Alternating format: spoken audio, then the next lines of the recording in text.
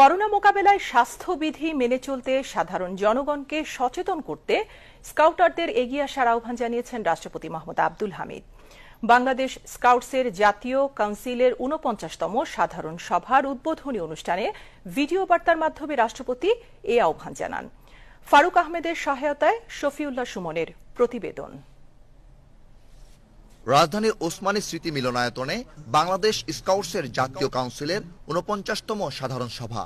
Corona প্রেক্ষাপটে video বার্তার মাধ্যমে রাষ্ট্রপতি মোহাম্মদ আব্দুল হামিদ এ সভার উদ্বোধন করেন। এর শুভ উদ্বোধন ঘোষণা করছি। রাষ্ট্রপতি বলেন, করোনার কারণে গোটা বিশ্ব আজ চরমভাবে বিপর্যস্ত।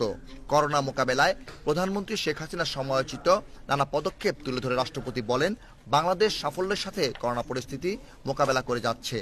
করোনার সংক্রমণ ঠেকাতে স্বাস্থ্যবিধি মেনে চলার জন্য জনগণকে সচেতন করতে সরকারের পাশাপাশি স্কাউটদের গুরুত্বপূর্ণ ভূমিকা রাখার কথা বলেন রাষ্ট্রপতি। শীত বাড়ার সাথে সাথে বিশ্বব্যাপী করোনা পরিস্থিতিও ক্রমান্বয়ে বিপজ্জনক হয়ে উঠছে।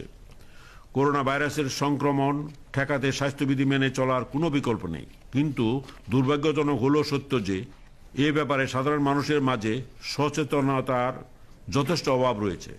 আমি মনে করি স্কাউট সদস্যরা এই ব্যাপারে বিশেষ করে করোনা মোকাবেলায় জনগণকে স্বাস্থ্যবিধি মেনে চলতে সচেতন করার ক্ষেত্রে গুরুত্বপূর্ণ ভূমিকা রাখতে পারে।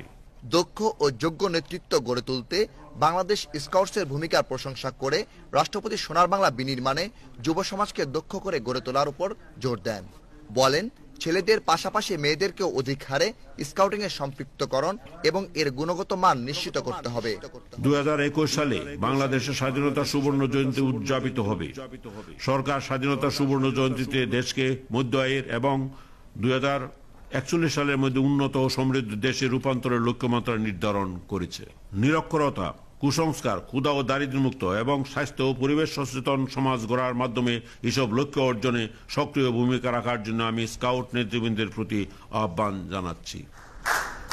অনুষ্ঠানে বাংলাদেশ স্কাউটসের উপদেষ্টা মোহাম্মদ আব্দুল করিম, সভাপতি মোহাম্মদ আবুল কালাম আজাদ এবং প্রধান জাতীয় কমিশনার ডক্টর মোহাম্মদ মোজাম্মেল হক খান বক্তব্য রাখেন। স্কাউট আন্দোলনে অনন্য অবদানের জন্য 24 জনকে সর্বোচ্চ অ্যাওয়ার্ড রৌপ্য ব্যাঘ্র এবং 24 জনকে দ্বিতীয় সর্বোচ্চ অ্যাওয়ার্ড রৌপ্য ইলিশ প্রদান করা হয়।